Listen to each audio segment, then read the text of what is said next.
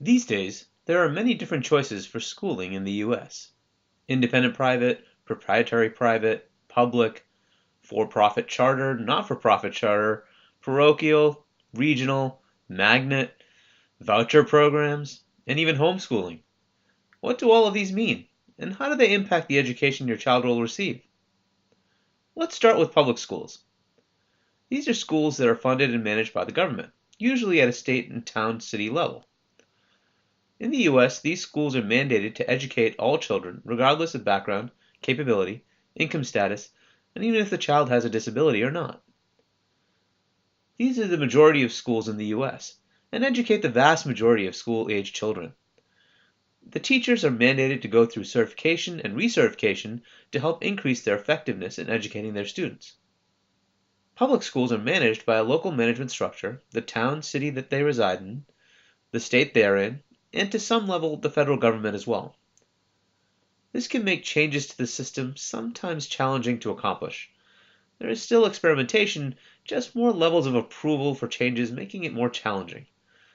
Public schools are usually available in each town and city where there are enough students to justify a dedicated school. There are many cases across the country where there aren't enough students in an area to justify a dedicated school, so regional schools handle these cases.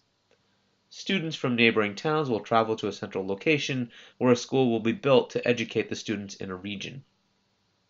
Within public schools, a new mandate was added by the federal No Child Left Behind law that required offering public school choice if the school in the student's town was not able to meet federal standards. Some areas offer choice regardless of whether they meet the standards or not. A well-known alternative to public schools is private. Private schools educate about 10% of the students in the US.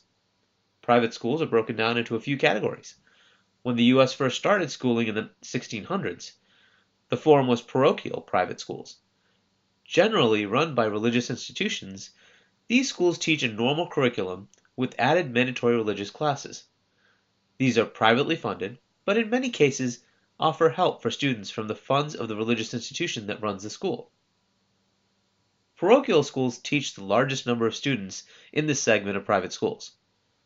Independent private schools are non-profit private schools with a board of trustees. These are schools like Exeter. A relatively new category of for-profit private schools has started coming up called proprietary private schools. These schools believe they can make changes to their curriculum more readily to meet the demands of the workplace the students will be entering. A new type of school called charter has been introduced since the 1990s. These schools are publicly funded but privately run. The town or city a student lives in will pay the tuition costs for the charter school. There are two types of charters, for-profit and non-profit.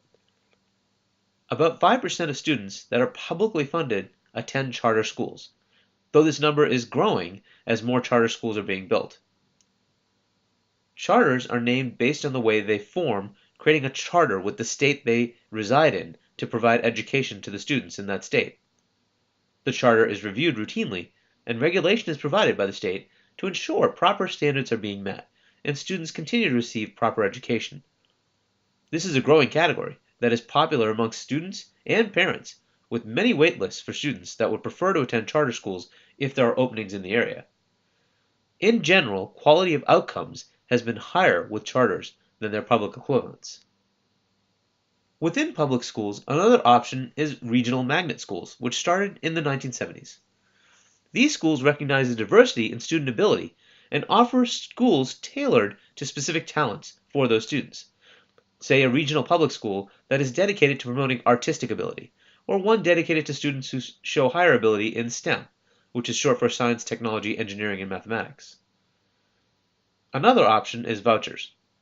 Vouchers provide an option for parents to choose which school to send their children to, and the state covers some or all of the cost based on a voucher the parent receives to pay the school. This option has existed for quite some time, as far back as the 1800s, to help parents in areas where there were no public schools, but some parochial options existed. This gave parents an opportunity to utilize the parochial school of their choice. Voucher programs have been expanded over the years in various forms to try and give parents more school choice, even if a public school choice is readily available. A voucher can be used for a public school as well if the tax structure requires it. Lastly, there is homeschooling. This allows parents to teach their children at home, either themselves or by hiring a tutor. Homeschooling is an option in all 50 states, each of which has their own regulations on homeschooling. About 3% of students in the US are homeschooled. Each state has their own rules on curriculum, testing, and group activities for the children. Homeschooling has the advantage of giving full attention to the child. Homeschooling is also common for children that have significant extracurricular activities, such as actors, athletes, or musicians.